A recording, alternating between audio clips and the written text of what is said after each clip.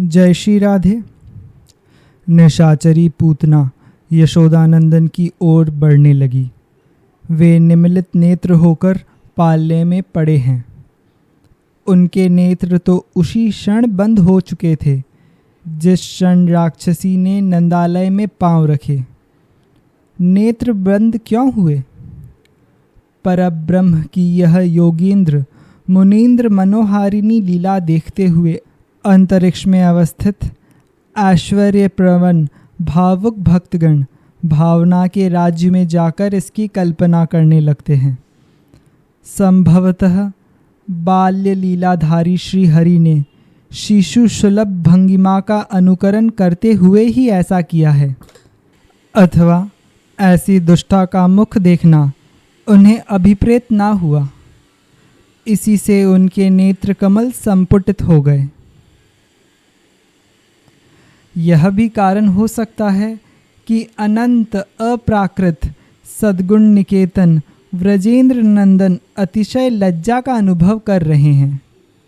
उन्हें संकोच हो रहा है, आह, इसके प्राण हरण करने पड़ेंगे। लीला शक्ति कह रही है, स्वामिन, समय आ गया है, इसका कलेवर बदल दो। सर्वज्ञता शक्ति कह रही है, नाथ, संकोच क्यों? तुम तो इसका विभस्त आवरण उतारकर परम सुंदर अचिंत अप्राकृत चिन्मय मात्र दे ही इसको दे रहे हो, अनंत हित ही कर रहे हो।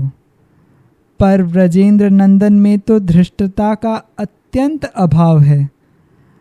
परम हित के लिए भी प्राण हनन जैसे कठोर कर्म में उनकी अभिरुचि क्यों होने लगी? वे सोच रहे हैं, तारा पर मार कर ही तो। इस ग्लानि से ही मानो श्याम सुंदर की श्याम पुतली पलकों की ओट में जा छिपी। अथवा गोलोक विहारी ने निश्चय तो कर लिया, इसे अपनी जननी बनाऊंगा। प्राणघातिनी बनकर आई है, पर इसे प्राणधारिणी बना लूंगा, क्योंकि मेरे पास आई है। पर आह, इसकी देह बदलते समय तो इसे अतिशय पीड़ा होगी ही। मरणकालीन यंत्रणा से छटपट करती हुई इसकी विकराल दशा मैं नेत्र से कैसे देखूंगा? नहीं, कभी नहीं देखूंगा। मानो इस कोमल भावना ने ही इनके नेत्र बंद कर दिए। यह भी संभव है कि पूतना का मनोरथ पूर्ण करने के लिए ही आंखें मूंद ली है। यह स्तनपान कराने की इच्छा से आई है। विभस्त अंगों को इतना मनोहर कलेवर माया से छिपाकर सामने आई हुई है।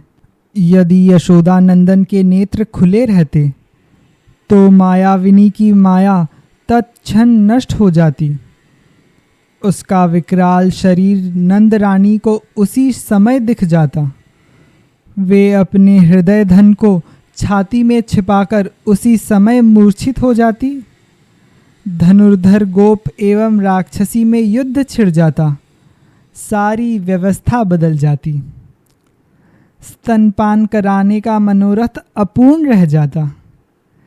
इसीलिए नेत्रों को उन्होंने आच्छादित कर लिया। अथवा सर्वथा दूसरा ही कारण है।